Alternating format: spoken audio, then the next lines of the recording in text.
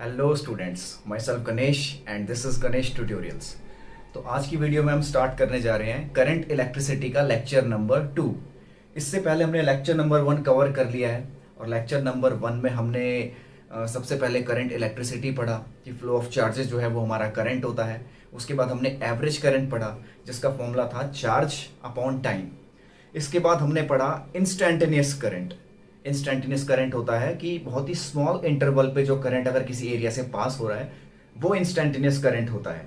तो instantaneous current का formula हमने पढ़ा D Q upon D T. इसके बाद हमने कुछ इस पे न्यूमेरिकल्स करे। न्यूमेरिकल्स करने के बाद फिर हमने एंड में जाके ड्रिफ्ट वेलोसिटी करा। तो इतनी चीज़ें हम लेक्चर नंबर 1 में कवर कर चुके हैं। तो अब हमें लेक्चर नंबर 2 में जो जो टॉपिक्स कवर करने हैं वो यहाँ पे मैंने लिख रखे हैं। जैसे सबसे पहला टॉपिक है हमारा relation between electric current and drift velocity, यानी करंट और ड्रिफ्ट वेलोसिटी के बीच में जो भी रिलेशन है वो यहाँ पे हम डिराइव करेंगे, उसके बारे में पढ़ेंगे। उसके बाद रेजिस्टेंस पढ़ेंगे जो 10th क्लास में भी आप लोग पढ़ चुके हो। रेजिस्टेंस पढ़ चुके हो, रेजिस्टिविटी पढ़ चुके हो, टेम्परेचर डिपेंडेंस ऑफ रेजिस्टिविटी ये थोड़ा नया है तो ये भी इस बार हम पढ़ेंगे। कुछ नए कॉन्सेप्ट्स भी हैं, 10 से हटके जो नए कॉन्सेप्ट्स हैं वो भी हमें इस चैप्टर में कंप्लीट करने हैं। फिर उसके बाद limitations of Ohm's law, conductivity, mobility और इन पे बेस्ड कुछ न्यूमेरिकल्स हम इसमें कवर करने जा रहे हैं। तो पहला टॉपिक स्टार्ट करते हैं, relation between electric current and drift velocity.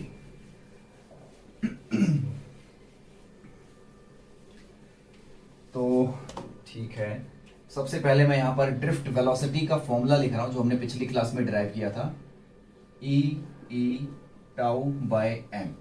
ये हमारा वेक्टर की फॉर्म में आया था और इसका अगर मैं मैग्नीट्यूड लिखूं तो नॉर्मल ई टाउ बाय एम। तो ये हमारा ड्रिफ्ट वेलोसिटी का फॉर्मूला जो हमने पिछली क्लास में डिराइव कर लिया है। अब हमें क्या करना है, हमें एक कंडक्टर लेना है। इस तरीके से मैंने एक कंडक्टर ले लिया और इस कंडक्टर पे कोई एक्सटर्नल पोटेंशियल यहाँ पे मैं दे देता हूँ, यानी इसको एक बैटरी से कनेक्ट कर दिया है।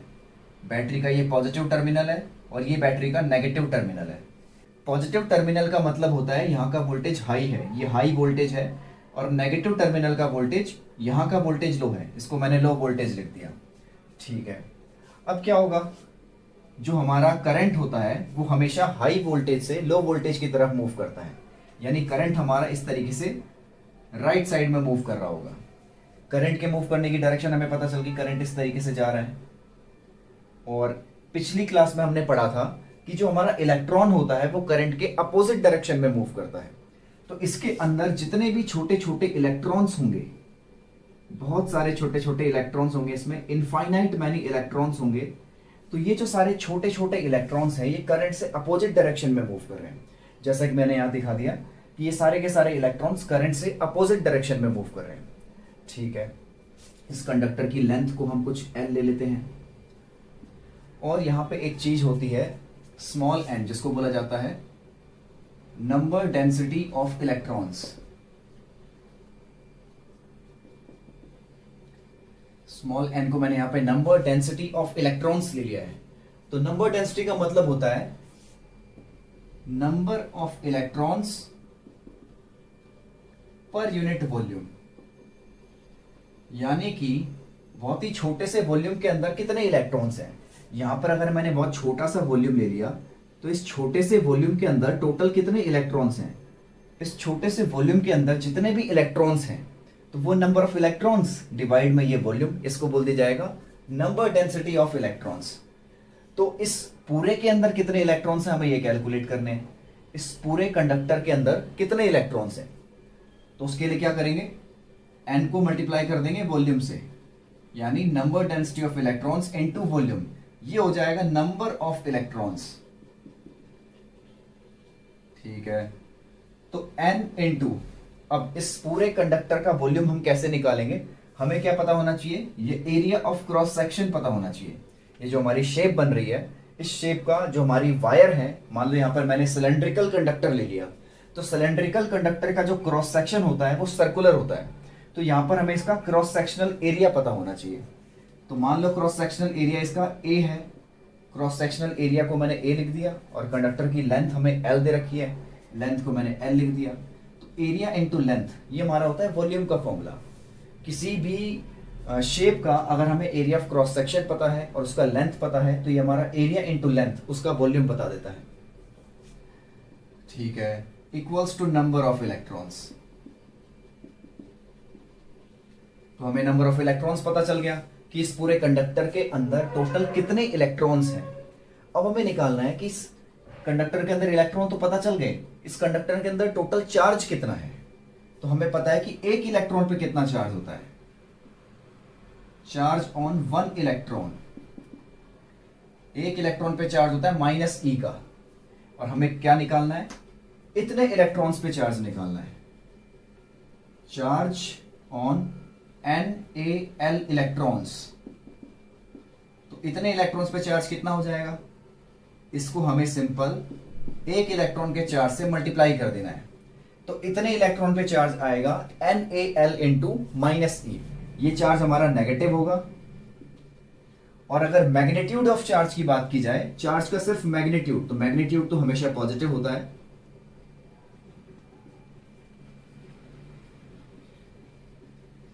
तो ये मैंने मैग्नीट्यूड ऑफ चार्ज लिख दिया NaLe।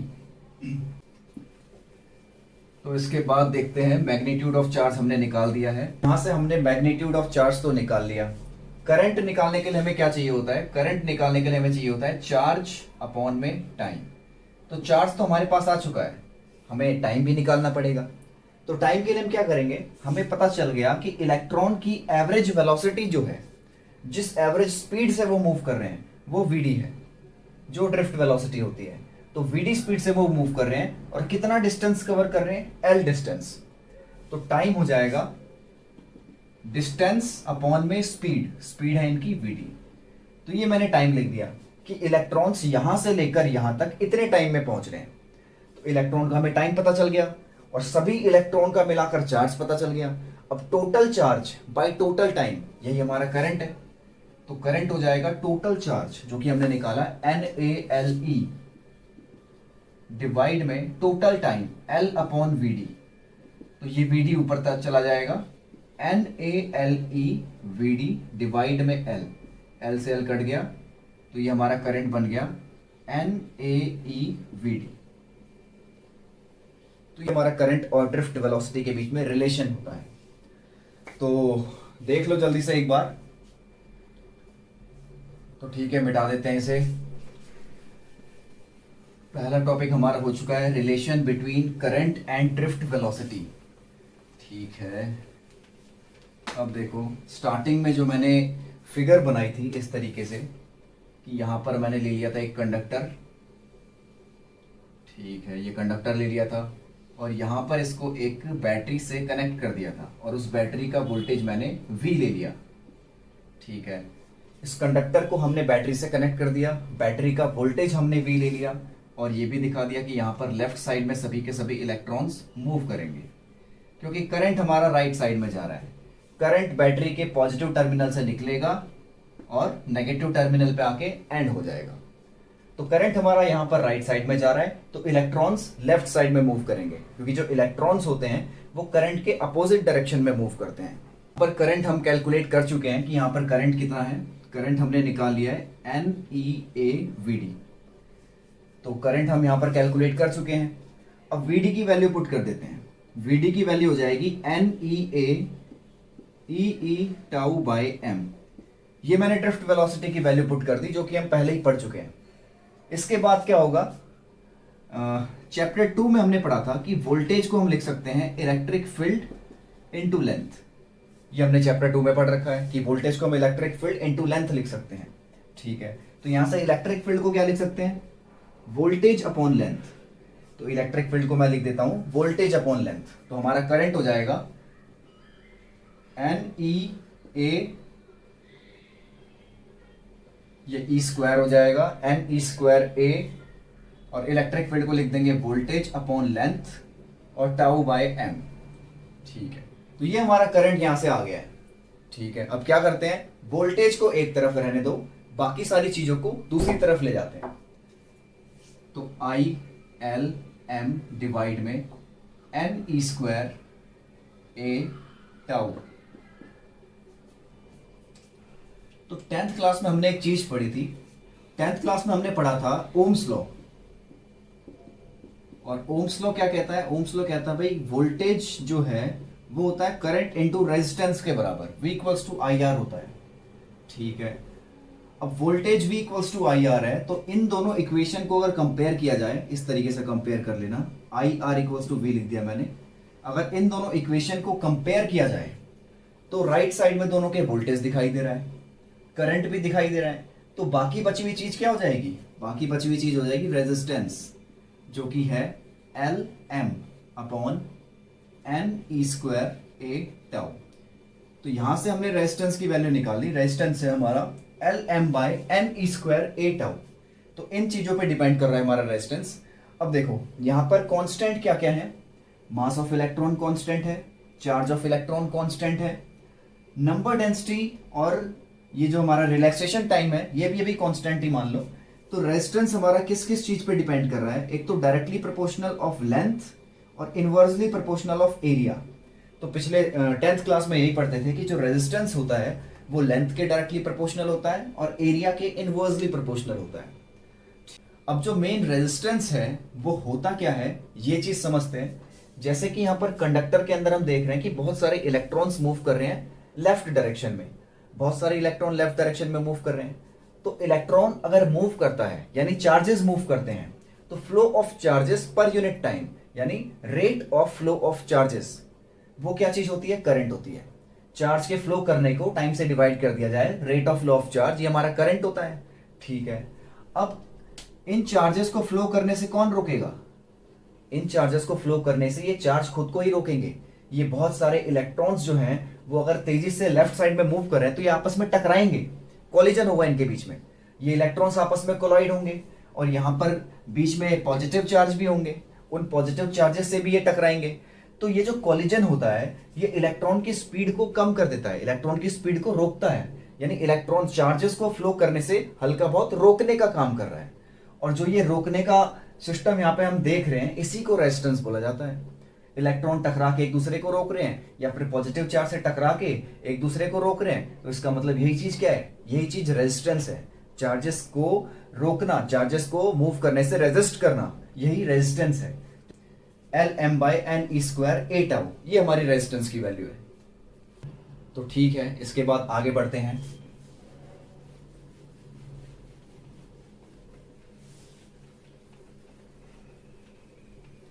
तो यहां से हमने रेजिस्टेंस कैलकुलेट कर लिया l m by n e square a tau.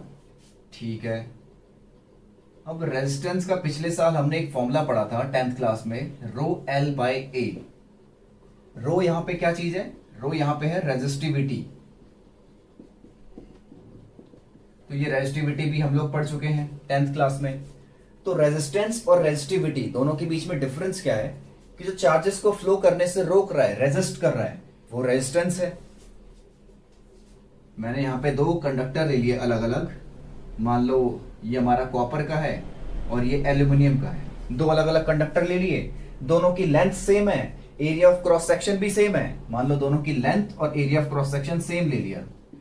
ठीक है, अब इसके अंदर भी इलेक्ट्रॉन मूव कर रहे हैं, इसके अंदर भी इलेक्ट्रॉन मूव कर रहे हैं, तो दोनों का रेजिस्टेंस यहां पर सेम नहीं होगा।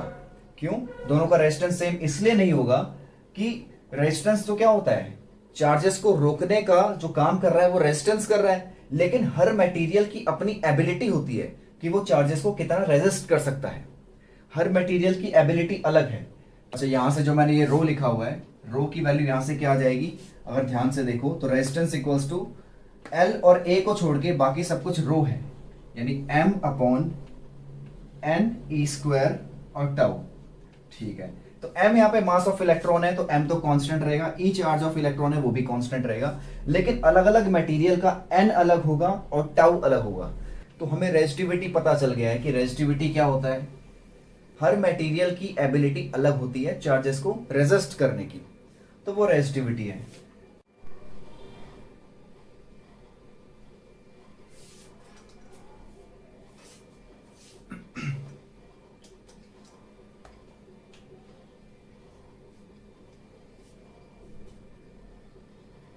तो दोनों मटेरियल के m और टाउ अलग होने की वजह से दोनों मटेरियल की रेजिस्टिविटी अलग होगी।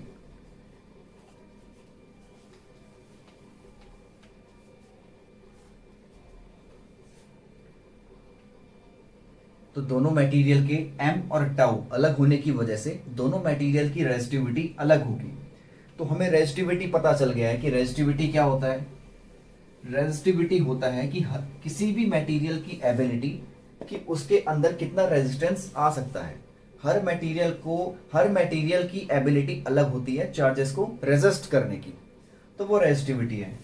ठीक है, तो हमने रेजिस्टेंस पढ़ लिया, रेजिस्टिविटी पढ़ लिया, और ये इनका मैंने डायमेंशनल फॉर्मूला निकाल दिया है। जैसे वोल्टेज हमारा होता है V equals to I are.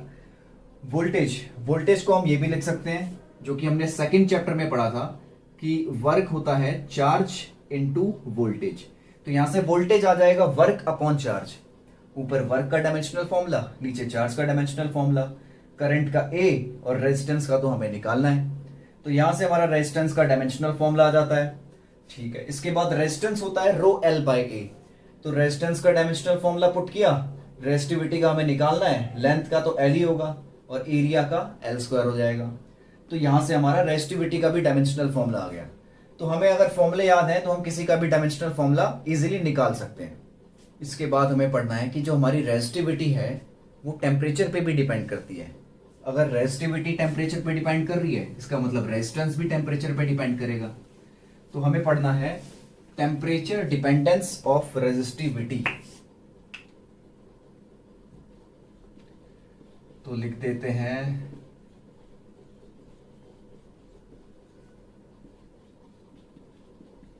Temperature dependence of resistivity. ठीक है, तो जो हमारी रेजिस्टिविटी है वो टेम्परेचर पे कैसे डिपेंड कर रही है। तो पहले मैं रेजिस्टिविटी का फॉर्मूला लिख देता हूं, m by n e square tau. तो ये हमारा रेजिस्टिविटी का फॉर्मूला है। ठीक है, अब देखो, तो सबसे पहले कंडक्टर पे देखते हैं कि कंडक्टर का टेम्परेचर बढ़ाने से कंडक्टर की रेजिस्टिविटी पर या फिर कंडक्टर के रेजिस्टेंस पर क्या इफेक्ट आता है। तो ठीक है, ये हमारा रेजिस्टिविटी का फॉर्मूला है m by n e square tau. तो यहां पर हमें पता है कि कंडक्टर के अंदर जो इलेक्ट्रिसिटी प्रोड्यूस हो रही है वो कंडक्टर के अंदर फ्री इलेक्ट्रॉन के मूव करने की वजह से है। कंडक्टर के अंदर बहुत सारे फ्री इलेक्ट्रॉन्स होते हैं, वो मूव करते हैं, उनकी वजह से कंडक्टर के अंदर इलेक्ट्रिसिटी जो है वो प्रोड्यूस हो रही है। ठीक है, तो कंडक्टर के अंदर जो फ्री इलेक्ट्रॉन्स हैं उन सभी इलेक्ट्रॉन का मास सेम है और उनका मास टेम्परेचर बढ़ेगा तब भी सेम रहेगा। तो सभी इलेक्ट्रॉन का मास यहां पर मैंने कांस्टेंट दिखा दिया। कंडक्टर के अंदर जितने भी इलेक्ट्रॉन हैं उन सभी का चार्ज भी कांस्टेंट रहेगा।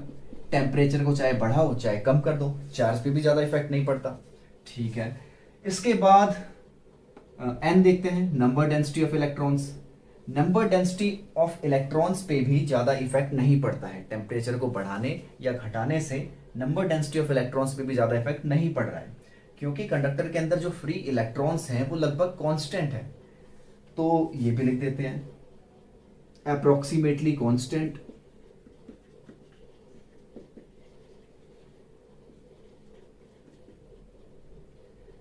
ठीक है, इसके बाद हमें क्या देखना है, अब बच गया हमारा रिलैक्सेशन टाइम। तो हमें देखना है रिलैक्सेशन टाइम पर क्या इफेक्ट पड़ रहा है। तो ठीक है भाई, जब भी हम किसी भी मटेरियल का, किसी भी ऑब्जेक्ट का अगर टेम्परेचर बढ़ाते हैं तो उसके अंदर के जो मॉलिक्यूल्स हैं उन मॉलिक्यूल्स के पास वेलोसिटी ज़्यादा आ जाती है, मतलब उनकी वेलोसिटी बढ़ जाती है, इंक्रीज हो जाती है। तो घर में कभी भी हम अगर पानी या चाय गर्म करते हैं तो बड़ी आसानी से हम देख पाते हैं कि जब थोड़ी देर बाद वो गर्म होना शुरू हो जाता है, उसके अंदर उबाल आना शुरू हो जाता है, तो मॉलिक्यूल्स इधर उधर बिखरते हुए हमें नजर आ जाते हैं। यानी वो जैसे ऊपर की तरफ आ रहा है, इसका मतलब मॉलिक्यूल के पास स्पीड बहुत ज़्यादा बढ़ गई है। तो सेम हमें पता है कि चलो टेम्परेचर बढ़ाने से, ये छोटी क्लास में भी बताया जाता है कि टेम्परेचर को बढ़ाने से मॉलिक्यूल की वेलोसिटी बढ़ जाती है। सेम ऐसे ही यहाँ पर भी टेम्परेचर बढ़ाने से जो इलेक्ट्रॉन्स हैं उन इलेक्ट्रॉन्स की वेलोसिटी बढ़ जाएगी, और इलेक्ट्रॉन्स की वेलोसिटी अगर बढ़ गई तो वो जल्दी जल्दी टकराएंगे। इलेक्ट्रॉन्स की वेलोसिटी अगर बढ़ जाएगी तो वो इलेक्ट्रॉन्स और जल्दी जल्दी टकराएंगे। और जल्दी जल्दी टकराने का मतलब क्या है, जल्दी जल्दी टकराने का मतलब है जो रिलैक्सेशन टाइम है वो डिक्रीज हो जाएगा। इलेक्ट्रॉन अगर जल्दी जल्दी टकरा रहे हैं तो रिलैक्सेशन टाइम कम हो गया, अब वो कम टाइम में कोलाइड हो जा रहे हैं। पहले उनको कोलाइड होने में मान लो 10 सेकंड लग रहे थे, अब उनको कोलाइड होने में 8 सेकंड लग रहे हैं, अब और जल्दी कोलाइड हो जा रहे हैं। तो इसका मतलब रिलैक्सेशन टाइम कम हो गया, बाकी सारी चीजें लगभग कांस्टेंट है। और जो हमारी रेजिस्टिविटी है वो inversely proportional to relaxation time. क्योंकि बाकी चीजें लगभग कांस्टेंट है। तो यहां से हमें साफ पता चल गया कि टेम्परेचर को बढ़ाने से रिलैक्सेशन टाइम कम हो रहा है और रेजिस्टिविटी इंक्रीज हो रही है, because resistivity is inversely proportional to relaxation time. तो कंडक्टर में हमें पता चल गया टेम्परेचर को बढ़ाने से रेजिस्टिविटी बढ़ती है। तो किस तरीके से रेजिस्टिविटी बढ़ रही है अब हमें वो समझना है। तो यहां पर ले लिया मैंने delta rho by rho directly proportional to delta t, यानी कि fractional change in resistivity is directly proportional to change in temperature. ठीक है, तो यहां से प्रोपोर्शनैलिटी को अगर हटाते हैं तो एक कांस्टेंट आता है और इस कांस्टेंट को बोला जाता है thermal coefficient, thermal coefficient of resistivity. ठीक है, इसके बाद हमें डेल्टा रो को लिखना है final resistivity minus initial resistivity by initial resistivity. Final resistivity मतलब फाइनल टेम्परेचर पे और इनिशियल रेजिस्टिविटी मतलब इनिशियल टेम्परेचर पे। मान लो पहले कोई टेम्परेचर है T1, उस पर रेजिस्टिविटी है इनिशियल, बाद में टेम्परेचर बढ़ा के हमने T2 कर दिया, उसमें रेजिस्टिविटी है रो डैश, फाइनल रेजिस्टिविटी। तो ये अल्फा और T डैश माइनस टी। ठीक है, तो रो dash minus rho upon rho और T डैश माइनस टी, ये हमारा आ जाता है alpha coefficient, thermal coefficient of resistivity. तो यहां से हम अल्फा की वैल्यू निकाल सकते हैं बड़ी इजीली। और अगर हमें फाइनल रेजिस्टिविटी की वैल्यू निकालनी है रो डैश की, तो ये हो जाएगा alpha T dash minus T, ये रो यहां जाके मल्टीप्लाई हो जाएगा। ठीक है, और इसको मैं लिख देता हूं rho dash minus rho equals to, ये रो वहां जाके मल्टीप्लाई हो गया। अगले स्टेप में रो उधर जाके प्लस हो जाएगा, यहां माइनस का है, दूसरी तरफ जाके प्लस हो जाएगा। तो rho plus rho alpha T dash minus t, दोनों में रो कॉमन ले लेते हैं तो 1 plus alpha T dash minus t. तो ये हमारा आ गया रेजिस्टिविटी का फॉर्मूला कि टेम्परेचर के बढ़ाने या घटाने से रेजिस्टिविटी पर किस तरीके से चेंजेस आ रहे हैं। सेम इसी तरीके से हमें रेजिस्टेंस के लिए भी पढ़ना है। तो रेजिस्टेंस के लिए भी हम यही पढ़ेंगे। हमें पता है कि अगर रेजिस्टिविटी बढ़ रही है तो रेजिस्टेंस भी बढ़ेगा। तो डेल्टा आर बाय आर यानी fractional change in resistance directly proportional to change in temperature. ठीक है, तो delta r by r, proportionality को हटाया तो एक कांस्टेंट आ गया। यहां पर इस कांस्टेंट को बोल देते हैं अल्फा को थर्मल कोफिशिएंट ऑफ रेजिस्टेंस, यहां पर इसको बोल देते हैं थर्मल कोफिशिएंट ऑफ रेजिस्टेंस। ठीक है, अब डेल्टा आर को मैं लिख रहा हूं r dash minus r by r, और इधर आ जाएगा alpha T dash minus t. तो r dash minus r equals to, ये आर वहां जाके मल्टीप्लाई हो रहा है, T डैश माइनस टी। ठीक है, तो आर डैश की वैल्यू आ रही है, आर वहां जाके प्लस हो जाएगा, plus r alpha T dash minus t. ठीक है, तो आर कॉमन ले लेते हैं, 1 plus alpha T dash minus t. तो यहां से हमारा फाइनल रेजिस्टेंस आ गया।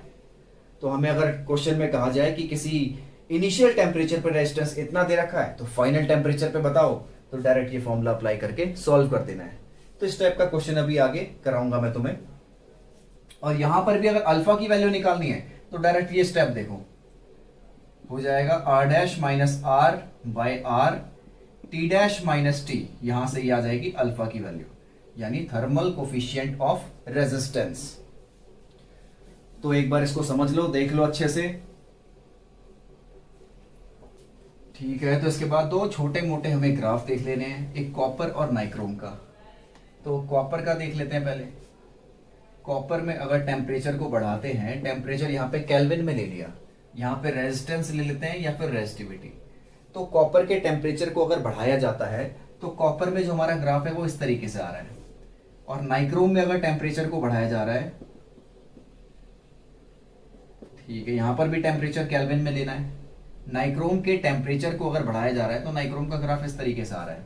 दोनों ही ग्राफ में हमें दिखाई दे रहा है कि टेम्परेचर के बढ़ने से रेजिस्टिविटी बढ़ रही है और रेजिस्टेंस भी बढ़ रहा है। तो बढ़ने का तरीका दोनों में अलग अलग है। तो ये ग्राफ हमारा एज इट इज हमें याद रखना है। इसके बाद आते हैं सेमीकंडक्टर पे। हमने पढ़ लिया कि कंडक्टर का अगर टेम्परेचर बढ़ाते हैं तो क्या होता है।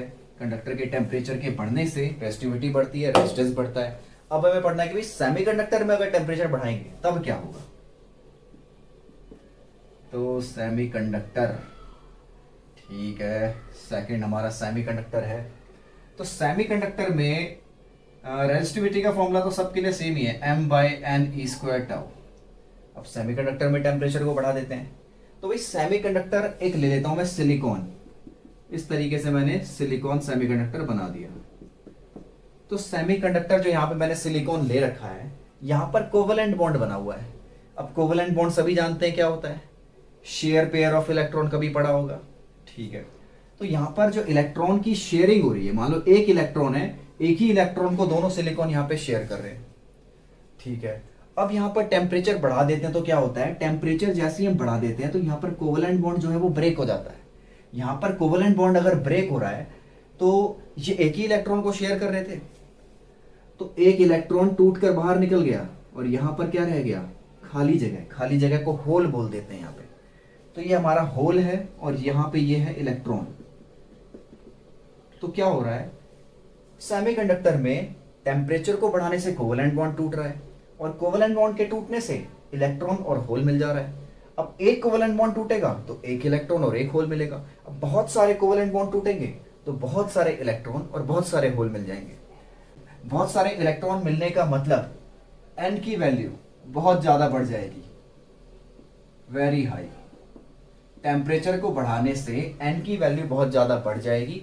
और दूसरी बात हमें पता है कि रिलैक्सेशन टाइम तो कम होगा, लेकिन वो हल्का सा कम होगा। Relaxation time decreases, relaxation time तो डिक्रीज हो रहा है लेकिन इतना ज्यादा डिक्रीज नहीं हो रहा। रिलैक्सेशन टाइम हल्का सा कम हो रहा है और n की वैल्यू बहुत ज्यादा बढ़ जा रही है। बाकी दोनों चीजें यहां पर भी कांस्टेंट है। m है मास ऑफ इलेक्ट्रॉन, e है चार्ज ऑफ इलेक्ट्रॉन, वो यहां पर भी कांस्टेंट रहेगा। टेम्परेचर को चाहे कितना ही बढ़ा लो कितना ही घटा लो, इलेक्ट्रॉन का मास और इलेक्ट्रॉन का चार्ज हमेशा सेम रहेगा। तो ठीक है, इसका मैं एक सिंपल सा एग्जांपल देता हूं कि मान लो पहले हमारी रेजिस्टिविटी कुछ इस तरीके से है। पहले मैंने नंबर डेंसिटी ऑफ इलेक्ट्रॉन्स पहले मैंने ले लिए 100, ठीक है, और रिलैक्सेशन टाइम मैंने ले लिया मान लो पहले 10 है। ये मैं बस ऐसे ही एक एग्जांपल बता रहा हूं कि पहले मान लो मैंने नंबर डेंसिटी ऑफ इलेक्ट्रॉन्स 100 ले लिया और रिलैक्सेशन टाइम 10 ले लिया, ठीक है।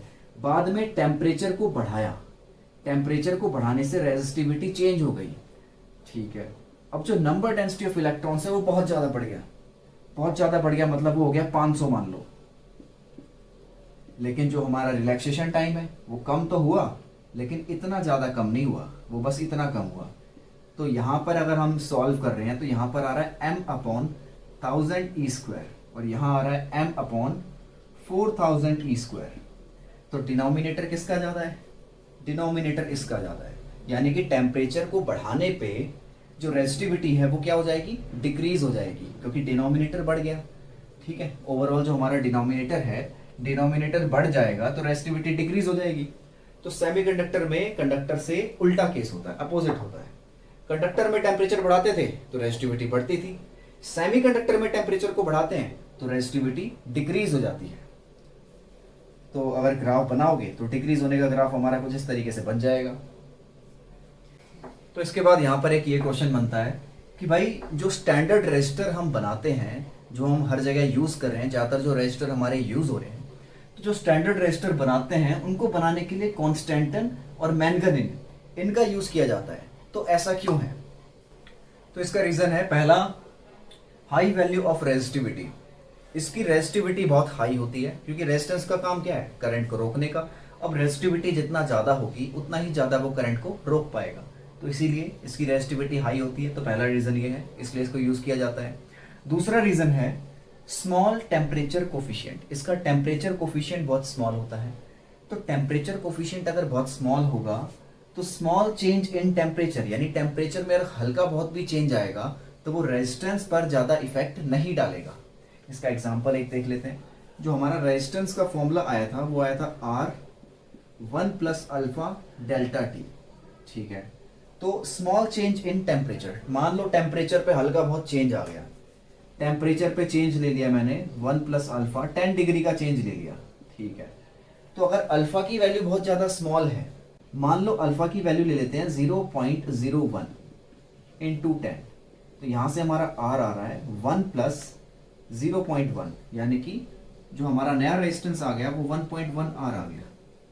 यानी टेम्परेचर अगर 10 डिग्री बढ़ गया तो रेजिस्टेंस पे ज़्यादा फर्क नहीं पड़ा, पहले वो आर था अब 1.1 आर हो गया। तो टेम्परेचर के बढ़ने या घटने से रेजिस्टेंस पे ज़्यादा फर्क नहीं पड़ता है अगर टेम्परेचर कोफिशिएंट स्मॉल हो तो सेकंड रीजन ये भी है, इसका टेम्परेचर कोफिशिएंट स्मॉल होता है कांस्टेंटिन और मैंगनीज का, जिसकी वजह से इसको स्टैंडर्ड रेजिस्टर के लिए यूज किया जाता है। इसका तीसरा रीजन है कि they are least affected by atmospheric conditions. Atmosphere में जो भी कंडीशंस होती हैं यानी एयर है, मॉइस्चर है, इन सब चीजों का कांस्टेंटिन और मैंगनीज पर ज्यादा इफेक्ट नहीं पड़ता है। तो ये 3 रीजन है जिनकी वजह से स्टैंडर्ड रेजिस्टर के लिए कांस्टेंटिन और मैंगनीज को यूज किया जाता है। चलो तो अगला टॉपिक स्टार्ट कराते हैं। अगला टॉपिक है हमारा ओमिक और नॉन ओमिक कंडक्टर, यानी कि limitations of Ohm's law.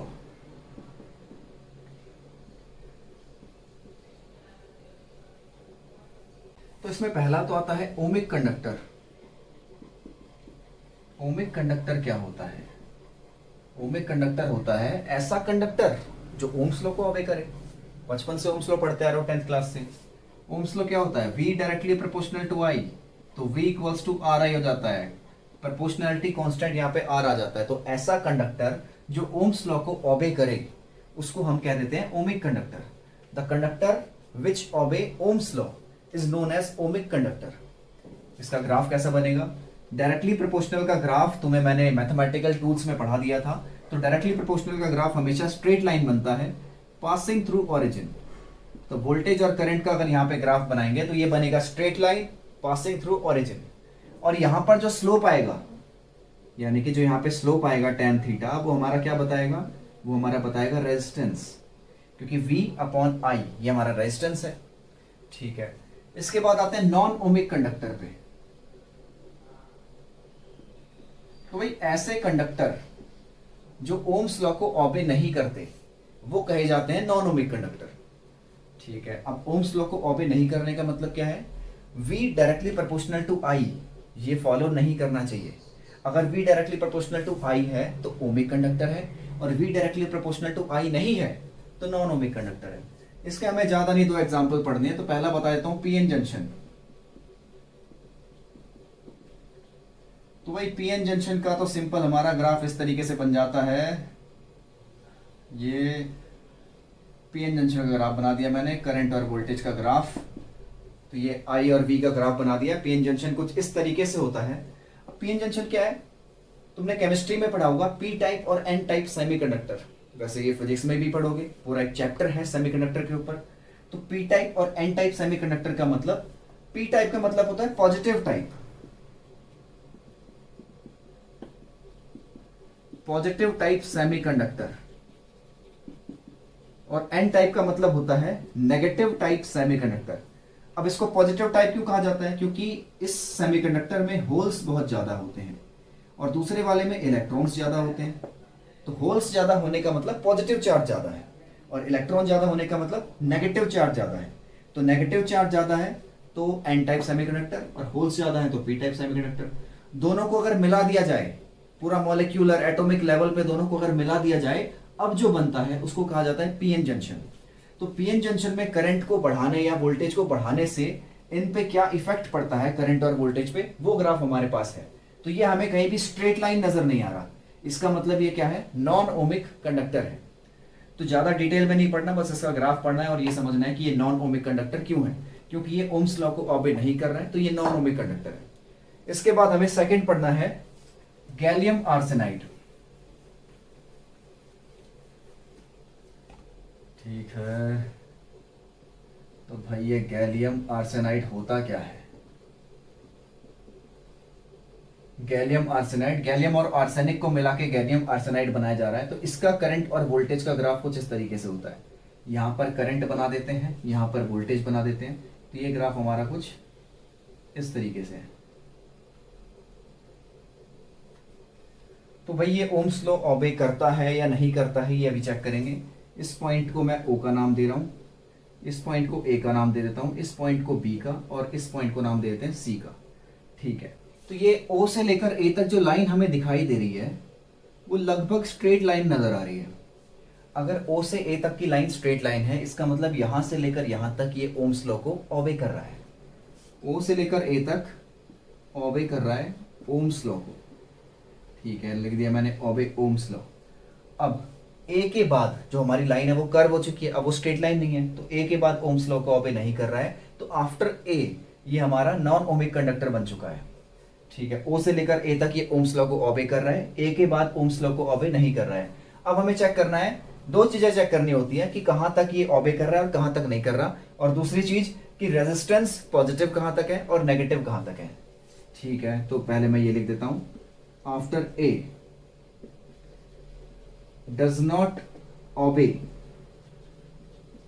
Ohms law, a के बाद ओम्स लॉ को ओबे नहीं कर रहा है, ठीक है, ठीक है। इसके बाद देखो ग्राफ को अगर मैं दोबारा इस तरीके से बना दूं, तो यहां पर करंट है और यहां पर वोल्टेज है, और हमें पता है कि वोल्टेज बाय करंट ये रेजिस्टेंस होता है, तो I बाय V क्या हो जाएगा, 1 upon resistance, current by voltage 1 upon resistance, और इस ग्राफ में करंट अपॉन वोल्टेज ये हमें स्लोप बताएगा, जो हमारा y एक्सिस होता है डिवाइड में x एक्सिस, इससे हमें स्लोप पता चलता है। तो I by V equals to 1 by r, और ये हो जाएगा tan थीटा, यानी कि स्लोप। और किसी भी कर्व का स्लोप कैसे देखा जाता है, कर्व के किसी भी पॉइंट पे टेंजेंट ड्रॉ करो, जैसे इस पॉइंट पे मैंने टेंजेंट ड्रॉ कर दिया, मान लो इस पॉइंट पे मैंने ऐसे टेंजेंट ड्रॉ कर दिया, और हमें देखना है कि ये पॉजिटिव x के साथ कितना एंगल बना रहा है, 90 से छोटा बना रहा है, 90 से छोटा बना रहा है तो फर्स्ट क्वाड्रेंट, और फर्स्ट में tan थीटा की वैल्यू पॉजिटिव होती है, और ये पॉजिटिव आया तो रेजिस्टेंस भी पॉजिटिव आया, ठीक है। यहां पर देखते हैं, यहां पर अगर स्लोप बनेगा, ये भी एंगल 90 से छोटा बना रहा है, यहां पर स्लोप देखते हैं, ये भी जो हमारा एंगल है वो 90 से छोटा बना रहा है, ठीक है। तो यहां से लेकर ये मैंने सबसे मैक्सिमम पॉइंट ले लिया, यहां पर एंगल 0 बन रहा है, यहां पर एंगल 0 बन रहा है, तो इस सबसे ऊपर वाले पॉइंट से लेफ्ट में जितने भी पॉइंट बन रहे हैं, इन सभी पॉइंट में जो हमारा रेजिस्टेंस है वो पॉजिटिव आएगा, यानी कि बी पॉइंट तक, ओ से लेकर बी तक, इसको अगर मैं रीजन 1 ले लूं, तो रीजन 1 में रेजिस्टेंस हमेशा पॉजिटिव रहेगा, क्योंकि यहां पर जो स्लोप है tan थीटा वो पॉजिटिव आ रहा है, ठीक है। हमें ये पता चल गया कि भाई पहले रीजन में रेजिस्टेंस पॉजिटिव है। अब हमें चेक करना है दूसरे रीजन में, क्या दूसरे रीजन में भी रेजिस्टेंस पॉजिटिव है या फिर नेगेटिव है। तो दूसरे रीजन में जैसे ही मैं यहां पर टेंजेंट बनाऊंगा, उस टेंजेंट का एंगल, ये पॉजिटिव एक्स लिया, 90 से ज्यादा हो चुका है। अगर एंगल 90 से ज्यादा हो गया, इसका मतलब सेकंड क्वाड्रेंट, यहां पर भी एंगल 90 से ज्यादा हो गया, सेकंड क्वाड्रेंट, और सेकंड क्वाड्रेंट में tan थीटा की वैल्यू नेगेटिव होती है, तो स्लोप नेगेटिव आ रहा है, रेजिस्टेंस भी नेगेटिव आ रहा है, तो रीजन 1 पॉजिटिव रेजिस्टेंस रीजन,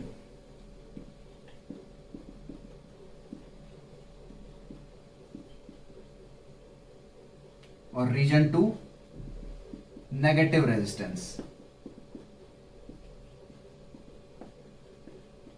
तो ये 4 चीजें हमें गैलियम आर्सेनाइड में पढ़नी होती है। पहला, ओम्स लॉ को ओबे कर रहा है ओ से ए तक, ए के बाद ओम्स लॉ को ओबे नहीं कर रहा है। दूसरा, रीजन 1 में रेजिस्टेंस पॉजिटिव है और रीजन 2 में रेजिस्टेंस नेगेटिव है, क्योंकि रीजन 1 में स्लोप 90 से मतलब स्लोप पॉजिटिव आ रहा है और रीजन 2 में स्लोप नेगेटिव आ रहा है, ठीक है। आते हैं नेक्स्ट टॉपिक पे, ये टॉपिक हमारा कंप्लीट हो चुका है। नेक्स्ट टॉपिक हमारा है कुछ इस तरीके से, करंट डेंसिटी। तो भाई डेंसिटी तो आज तक पढ़ा था हमने, करंट डेंसिटी पहली बार सुन रहे हैं। तो भाई करंट डेंसिटी देखो क्या होता है, करंट डेंसिटी को J से दिखाते हैं, और करंट डेंसिटी होता है करंट अपॉन में एरिया। अगर किसी भी वायर पे कोई करंट है, उस करंट को अगर उसके क्रॉस सेक्शनल एरिया से डिवाइड कर दिया जाए तो इसको बोल दिया जाता है करंट डेंसिटी। तो जैसे कि हमने करंट निकाल लिया था NEAVD, जब हमने पढ़ा था relation between current and drift velocity, तो उस पे हमने करंट निकाल लिया है NAEVD। तो यहां पर अगर मैं इसको डिवाइड कर दूं एरिया से, करंट बाय एरिया, तो राइट साइड में भी क्या हो जाएगा, एरिया से डिवाइड हो जाएगा, तो NEVD, तो यहां से हमारा करंट डेंसिटी आ गया NEVD, ठीक है। अब हमें ये समझना है, अच्छा उससे पहले करंट डेंसिटी की ऐसा यूनिट देख लेते हैं जो कि बहुत ही सिंपल है। करंट डेंसिटी की ऐसा यूनिट हो जाती है करंट का एम्पियर पर और एरिया का मीटर स्क्वायर। तो ये करंट डेंसिटी की ऐसा यूनिट हो गई ampere per metre square. Dimensional formula देखेंगे, एम्पियर का ए होता है और ये L-2, Al-2 ये करंट डेंसिटी का डायमेंशनल फॉर्मूला मैंने दिखा दिया है। ठीक है, तो इतनी चीजें हमें पता चल गई कि करंट डेंसिटी का डायमेंशनल फॉर्मूला क्या है और करंट डेंसिटी की ऐसा यूनिट क्या है। अब देखना है कि करंट डेंसिटी स्केलर क्वांटिटी है या फिर वेक्टर क्वांटिटी है। जैसा कि हम पढ़ चुके हैं कि करंट जो है वो हमारा स्केलर क्वांटिटी है, पिछले साल भी पढ़ा था, इस साल भी पढ़ लिया। ठीक है, अब जे को चेक करते हैं जरा। तो भाई जे और ए को मल्टीप्लाई करेंगे तो करंट आएगा यहां से, इसको ध्यान से देखो, जे और ए को मल्टीप्लाई करने से करंट आ रहा है। और हमें एक चीज पता है कि एरिया वेक्टर होता है, तो भाई जे को अगर ए वेक्टर से मल्टीप्लाई करेंगे तो वेक्टर ही आना चाहिए। सिंपल सा एग्जांपल, कोई वेक्टर ले लिया मैंने 2i + 3j - k, इसको अगर किसी स्केलर यानी 2 से मल्टीप्लाई कर देंगे तो 4i + 6j और -2k। किसी भी वेक्टर क्वांटिटी को स्केलर से मल्टीप्लाई करते हैं तो रिजल्ट वेक्टर ही आता है। तो j अगर स्केलर होता और a से मल्टीप्लाई होता तो रिजल्ट वेक्टर आना चाहिए था, तो i भी वेक्टर हो जाता। लेकिन यहां पर करंट हमें पता है कि स्केलर है, करंट स्केलर है, इसका मतलब j को क्या होना पड़ेगा, j को वेक्टर होना पड़ेगा। अगर j वेक्टर होगा, a भी वेक्टर होगा और इन दोनों का डॉट प्रोडक्ट करेंगे तब करंट हमारा स्केलर आएगा। तो करंट क्या हो जाता है, j.a, j और a का डॉट प्रोडक्ट करते हैं तब करंट आता है स्केलर क्वांटिटी। इसका मतलब करंट डेंसिटी जो है वो वेक्टर क्वांटिटी है, तब जाके इनका डॉट प्रोडक्ट हमारा करंट आएगा जो कि स्केलर क्वांटिटी है।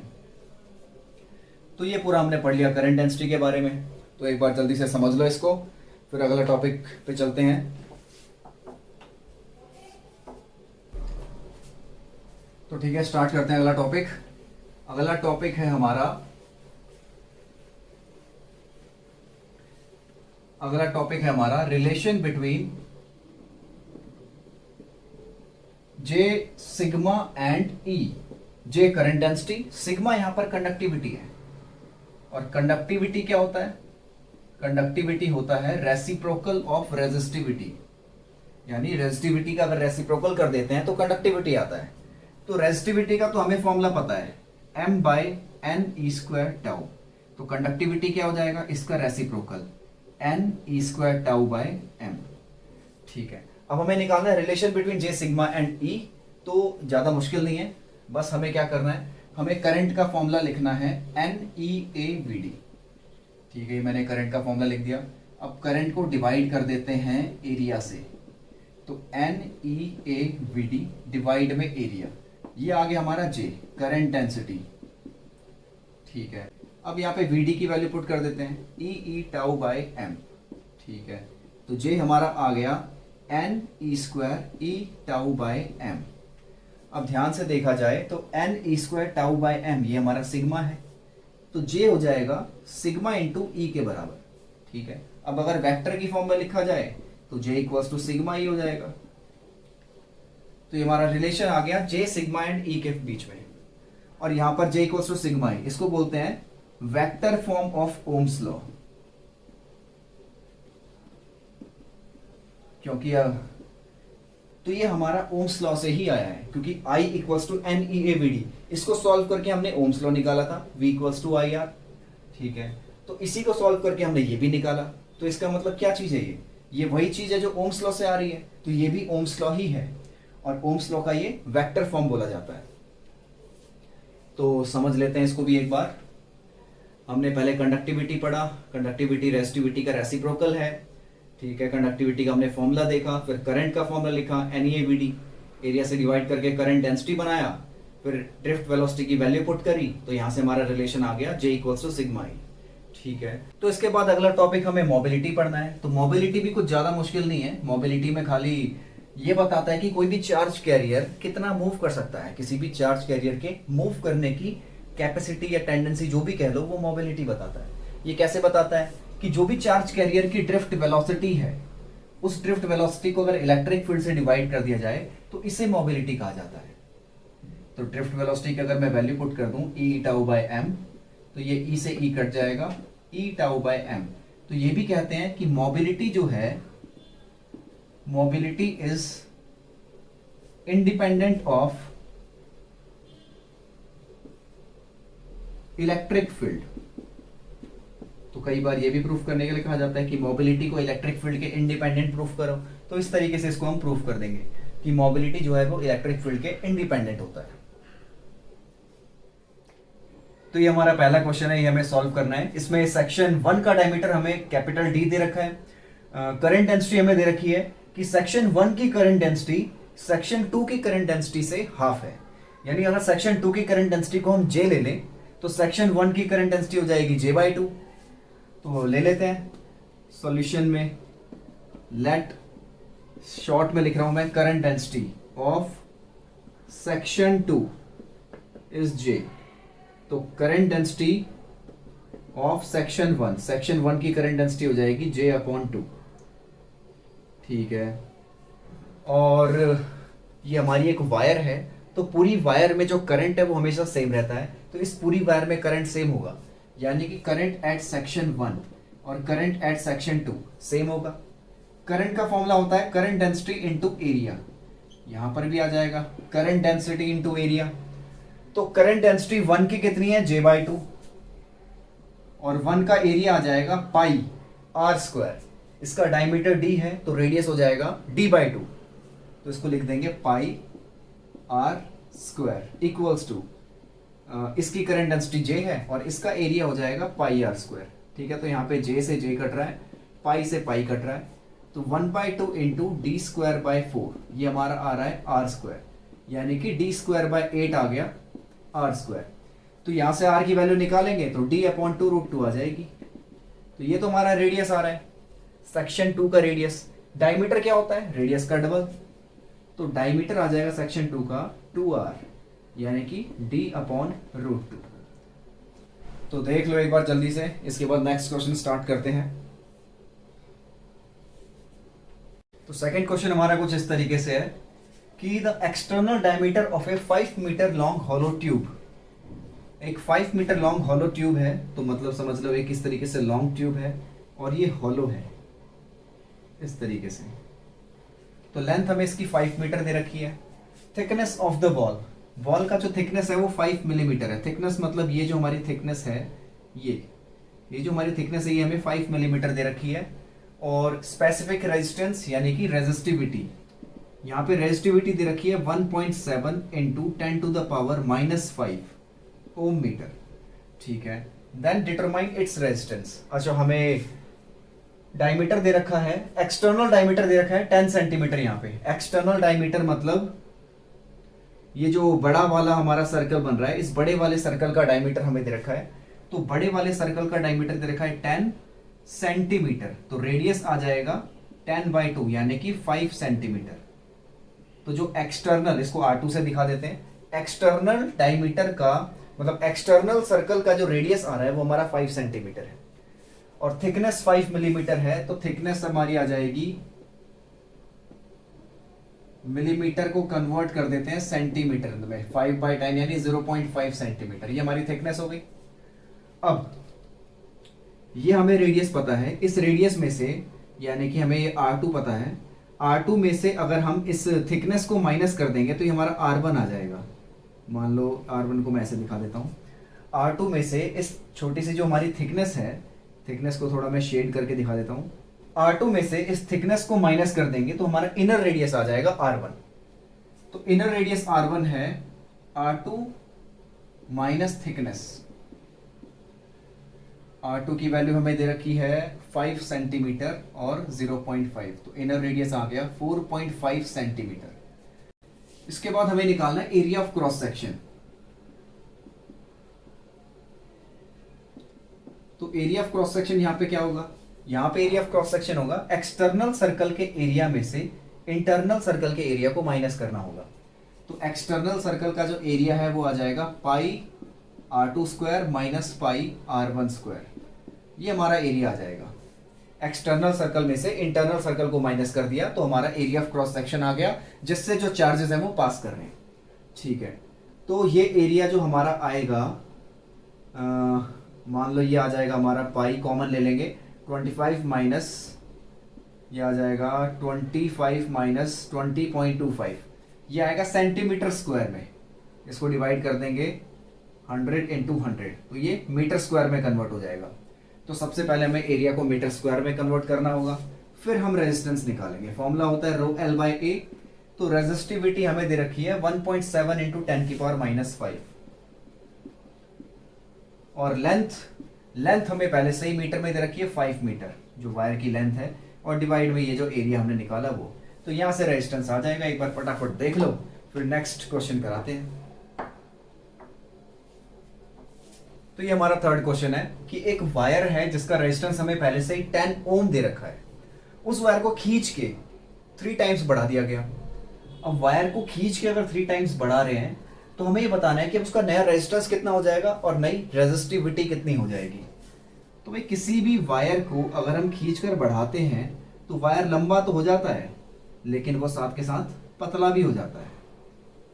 किसी भी चीज को खींच के देखना, वायर हो या मिट्टी हो या आटा ही ले लो, किसी भी चीज को अगर खींच के देखो तो हम अगर किसी भी चीज को स्ट्रेच करते हैं तो उसकी लेंथ तो बढ़ जाती है, लेकिन उसका एरिया कम हो जाता है। शुरुआत में जो वायर है उसके एरिया को मैं ए लेट कर लेता हूं और उसकी लेंथ को मैं एल लेट कर लेता हूं। बाद में खींचने के बाद जो वायर बन रही है उस वायर के एरिया को मैं कुछ A1 ले लेता हूं और लेंथ को L1 ले लेता हूं। तो हमें पता है कि शुरुआत में जितने मटेरियल से ये बना हुआ है, बाद में भी उतने मटेरियल से बना हुआ है। जितने मटेरियल से बना हुआ है वो मटेरियल तो हमने इसको हटाया नहीं है, वो मटेरियल तो उतना ही है, बस खींचा है इसको। यानी कि वॉल्यूम यहाँ पे कांस्टेंट है, और वॉल्यूम कांस्टेंट है तो एरिया इनटू लेंथ स्टार्टिंग का और एरिया इनटू लेंथ बाद का बराबर कर दिया। तो बाद का एरिया हमें निकालना है, बाद की लेंथ हमें पता है कि 3 टाइम्स हो गई है, तो बाद का एरिया हो जाएगा A/3। तो ये हमारा नया एरिया आ गया। एक बार जरा पुराना रेजिस्टेंस देख लेते हैं। पुराना रेजिस्टेंस हो जाएगा रो L/A, जो कि हमें 10 ओम दे रखा है। अच्छा, एक और चीज, किसी भी वायर को स्ट्रेच करते हैं तो इसका मतलब वो जिस मटेरियल से बना हुआ है वो मटेरियल हमने चेंज नहीं किया, उस मटेरियल को बस खींचा ही है। और जब तक मटेरियल सेम रहता है तब तक रेजिस्टिविटी सेम रहती है। अगर ये कॉपर है तो ये भी कॉपर ही है, जो इसकी रेजिस्टिविटी होगी वही इसकी भी रेजिस्टिविटी होगी। तो रेजिस्टिविटी पर यहाँ पर कोई भी फर्क नहीं पड़ेगा, जो रेजिस्टिविटी पहले थी वही रेजिस्टिविटी अब भी है। तो फर्क किस पे पड़ रहा है? सिर्फ रेजिस्टेंस पे फर्क पड़ रहा है। और कितना? रेजिस्टिविटी सेम है, लेंथ 3 टाइम्स हो गई और एरिया A/3 हो गया। तो ये हो जाएगा, ये 3 ऊपर चला जाएगा तो 9 रो L/A। तो जो नया रेजिस्टेंस है वो आ रहा है 9 इंटू 10। रो L/A हमारा 10 है, तो नया रेजिस्टेंस आ गया 90 ओम। तो यहां से हमने न्यू रेजिस्टेंस निकाल दिया।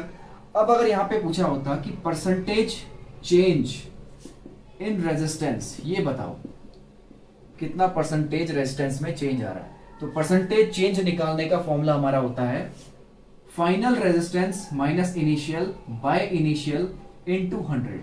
तो फाइनल यहाँ पे है 90 माइनस इनिशियल है 10 बाय इनिशियल इनटू 100। तो 80 बाय 10 इनटू 100, इट मींस 800%। तो 800% और ये पॉजिटिव आ रहा है, इसका मतलब जो हमारा रेजिस्टेंस है वो 800% इंक्रीज हो गया है। तो एक बार समझ लो ये भी अच्छे से, फिर नेक्स्ट क्वेश्चन पे चलते हैं। तो ये जो हमारा क्वेश्चन नंबर 4 है ये पिछले क्वेश्चन जैसा ही है। इस बार क्या किया गया है, इस बार एक वायर है, मान लो सपोज ए वायर, जिसकी लेंथ को मैं L मान लेता हूँ चलो, और एरिया को मैं A लेट कर लेता हूँ। इसने कहा भाई इस वायर को मेल्ट किया, पहले पिघलाया, पिघलाने के बाद एक छोटी वायर बनाई जिसकी लेंथ हमारी कितनी है L/2। अब इसका एरिया कितना है वो हमें नहीं पता, उसको मैंने A1 मान लिया। तो हमें ये पता है कि पूरी की पूरी वायर को पिघलाकर उस पूरी वायर से छोटी वायर बना दिया गया है। यानी कि पिघलाने के बाद जो मटेरियल है वो हमने कम नहीं किया, सेम उतने ही मटेरियल से हमने एक छोटी वायर बना दी।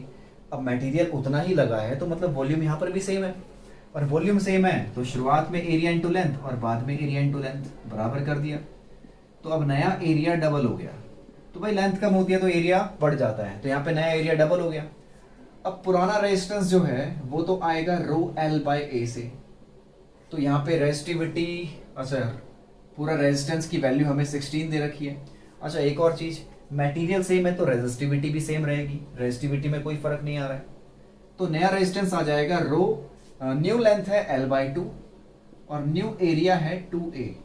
तो नया रेजिस्टेंस हो गया रो L/4A, यानी कि 1/4 रो L/A, 1/4। और रो L/A की वैल्यू कितनी है?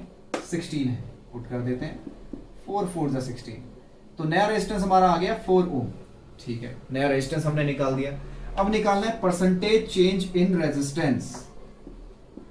तो भाई फॉर्मूला वही है कि final minus initial by initial into 100। तो फाइनल कितना है 4 माइनस इनिशियल है 16 अपॉन 4 इंटू 100। तो ऊपर आ जाएगा -12, नीचे आ जाएगा 4 इंटू 100, 4 3 12। तो आ रहा है -300%। और नेगेटिव साइन यहाँ पे क्या शो कर रहा है कि जो रेजिस्टेंस है वो डिक्रीज हो गया है। 300% जो हमारा रेजिस्टेंस है वो डिक्रीज हो चुका है। तो फटाफट इसको भी समझ लो एक बार, इसके बाद आगे बढ़ते हैं। तो क्वेश्चन नंबर 5 कुछ इस तरीके से है कि potential difference of 6 volt is applied across a conductor of length 0.12 metre. तो क्वेश्चन नंबर 6 में हमें कंडक्टर की लेंथ दे रखी है 0.12 मीटर, और क्या गिवन है, पोटेंशियल भी दे रखा है 6 वोल्ट की पोटेंशियल अप्लाई की जा रही है। ठीक है, और हमें बता रखा है कि calculate the drift velocity, drift velocity calculate करनी है, और इलेक्ट्रॉन की मोबिलिटी दे रखी है। तो ये तो डायरेक्ट फॉर्मूले से हो जाएगा, इसको ज़्यादा सॉल्व करने की जरूरत नहीं है। सीधा मोबिलिटी का फॉर्मूला लगेगा drift velocity by electric field. तो यहाँ से हमारा ड्रिफ्ट वेलोसिटी हो जाएगा मोबिलिटी इनटू इलेक्ट्रिक फील्ड। तो मैं ड्रिफ्ट वेलोसिटी को लिख देता हूँ मोबिलिटी इनटू इलेक्ट्रिक फील्ड। और इलेक्ट्रिक फील्ड को हम क्या लिख सकते हैं, इलेक्ट्रिक फील्ड को हम लिख सकते हैं वोल्टेज बाय लेंथ, क्योंकि हमारे पास एक फॉर्मूला है V equals to electric field into length. तो यहाँ से इलेक्ट्रिक फील्ड आ जाएगा वोल्टेज इनटू लेंथ। अब मोबिलिटी की, वोल्टेज की और लेंथ की वैल्यू पुट कर देंगे तो ड्रिफ्ट वेलोसिटी आ जाएगा। तो ये क्वेश्चन उतना ज़्यादा मुश्किल नहीं है। आते हैं क्वेश्चन नंबर 6 पे। तो देखो इसमें क्या रखा है, resistance of a platinum wire of a platinum resistance thermometer at ice point. Ice point पे हमें रेजिस्टेंस दे रखा है 5 ओम का, स्टीम पॉइंट पे रेजिस्टेंस दे रखा है 5.39 ओम का। तो ठीक है भाई, आइस पॉइंट पे जो टेम्परेचर है वो हो जाता है हमारा 0 डिग्री सेल्सियस। आइस पॉइंट पे हमारा रेजिस्टेंस दे रखा है 5 ओम। स्टीम पॉइंट पे टेम्परेचर हो जाता है 100 डिग्री सेल्सियस। तो स्टीम पॉइंट पे रेजिस्टेंस दे रखा है 5.39 ओम। और हमें रेजिस्टेंस कैलकुलेट करना है, अच्छा रेजिस्टेंस नहीं, हमें एक हॉट बाथ का टेम्परेचर कैलकुलेट करना है कि अगर इसको किसी हॉट बाथ में डाल दिया जाता है तो रेजिस्टेंस इतना हो जाता है। ठीक है, पहले तो यहाँ से हम फॉर्मूला देखते हैं क्या होता है। फॉर्मूला होता है R dash minus R by R equals to alpha T dash minus T, या फिर इसको ऐसा भी लिख सकते हैं R2 minus R1 by R1 equals to alpha T2 minus T1। तो पहले तो अल्फा की वैल्यू हमें नहीं पता, अल्फा की वैल्यू निकाल लेते हैं। R2 है 5.39 माइनस 5 डिवाइड में 5 इक्वल्स टू अल्फा 100 माइनस 0। तो ऊपर आ गया 0.39 अपॉन में 5 इंटू 100, ये आ गई अल्फा की वैल्यू। अब दोबारा हम यही फॉर्मूला लगाएंगे। इस बार हमें रेजिस्टेंस दे रखा है फाइनल, पर फाइनल टेम्परेचर नहीं दे रखा। तो हमें रेजिस्टेंस दे रखा है, तो ये रेजिस्टेंस कितने टेम्परेचर पे है वो टेम्परेचर हमें कैलकुलेट करना है। तो उसके लिए हमें फॉर्मूला लगाना पड़ेगा दोबारा। इसी से जो हमारा फॉर्मूला बनता है वो बनता है, मान लो R dash equals to R1 plus alpha T dash minus T, ये फॉर्मूला हमारा बनता है। तो यहाँ पर हम पहले सबकी वैल्यू पुट कर देते हैं। रेजिस्टेंस दे रखा है 5.975 और इनिशियल रेजिस्टेंस हमारा वही हो गया 5 ओम का। 1 प्लस अल्फा इस बार हम निकाल चुके हैं 0.39 बाय 500, और फाइनल टेम्परेचर निकालना है और इनिशियल है 0। ठीक, 5.975, ये 5 को अंदर मल्टीप्लाई कर देते हैं तो 5 प्लस 0.39 इंटू 5 बाय 500 और T डैश, तो ये 5 से 500 कट गया, ये 5 यहाँ के माइनस होगा। 5.975 minus 5 equals to 0.39 into T dash by 100, तो ये आ गया 0.975। 100 यहाँ के मल्टीप्लाई होगा और 0.39 नीचे, तो यहाँ से हमारे T डैश की वैल्यू आ जाएगी, यानी कि इतने टेम्परेचर पे जो हमारा रेजिस्टेंस है वो 5.975 ओम हो जाएगा। तो इस क्वेश्चन को भी एक बार देख लो ध्यान से। इस क्वेश्चन में सबसे पहले हमें क्या करना है, हमें अल्फा की वैल्यू निकालनी है। अल्फा की वैल्यू निकालने के बाद फिर इस फॉर्मूले में हमें सारी वैल्यूज पुट कर देनी है। हमें फाइनल रेजिस्टेंस पता है, फाइनल टेम्परेचर नहीं पता, तो उसको T डैश लिख दिया हमने। इनिशियल रेजिस्टेंस पता है, इनिशियल टेम्परेचर पता है, उन सब की वैल्यू पुट करके फाइनल हमने टेम्परेचर कैलकुलेट कर लिया है। तो ठीक है, समझ लो इसको भी, फिर नेक्स्ट क्वेश्चन पे चलते हैं। तो 7th क्वेश्चन में क्या रखा है कि at what temperature the resistance of a copper wire will become 3 times its value at 0 degree Celsius. The average temperature coefficient of resistance for copper is 4 × 10⁻³ यानी कि ऐसा कौन सा टेम्परेचर है जिस टेम्परेचर पे resistance of a copper wire 3 times हो जाएगी। ठीक है, 0 डिग्री सेल्सियस से 3 टाइम्स हो जाएगी। तो लेट कर लेते हैं, let resistance at 0 degree Celsius is R। हमारे पास फॉर्मूला होता है R dash equals to R 1 + alpha T dash minus T। ये हमारे पास फॉर्मूला है। तो रेजिस्टेंस जो है वो 3 टाइम्स हो गया 0 डिग्री सेल्सियस के रेजिस्टेंस का, और 0 डिग्री सेल्सियस पे रेजिस्टेंस हमें R दे रखा है, ये मैंने लेट कर लिया है। मतलब 1 + अल्फा की वैल्यू भी हमें दे रखी है 4 × 10⁻³ और T डैश माइनस 0, क्योंकि हमने 0 डिग्री सेल्सियस पे जो रेजिस्टेंस है वो R ले रखा है। तो ये R से R कट जाएगा, 3 = 1 + 4/1000 T डैश, ये 1 इधर जाके माइनस होगा तो 2 बन जाएगा, 4/1000 T डैश, 1000 2 से मल्टीप्लाई हुआ, 2000/4 ये T डैश है। तो T डैश की वैल्यू यहाँ से आ गई 4 × 5 = 20, 500 डिग्री सेल्सियस। तो 500 डिग्री सेल्सियस पे जो रेजिस्टेंस है वो 0 डिग्री सेल्सियस के रेजिस्टेंस का 3 टाइम्स हो जाएगा। ठीक है, इसके बाद आते हैं नेक्स्ट क्वेश्चन पे, क्वेश्चन नंबर 8। इसमें कहा है एक वायर है जिसका रेजिस्टेंस हमें 4 ओम दे रखा है, is used to wind a coil of radius 7 centimetre. यानी कि एक कॉइल बना देते हैं जिसका रेडियस हमें 7 सेंटीमीटर दे रखा है, इसके ऊपर वायर को ऐसे लपेटा जा रहा है। ठीक है, अब जिस वायर को लपेटा जा रहा है उस वायर का डायमीटर है 1.4 मिलीमीटर। तो इसको ले लेते हैं, इसका डायमीटर हमें दे रखा है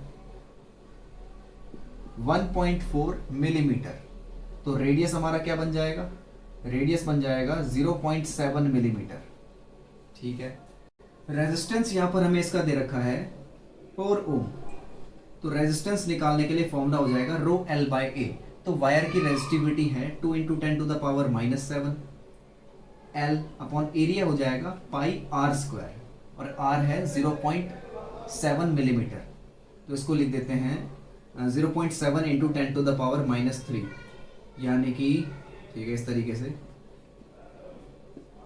ये हमारा रेजिस्टेंस आ गया।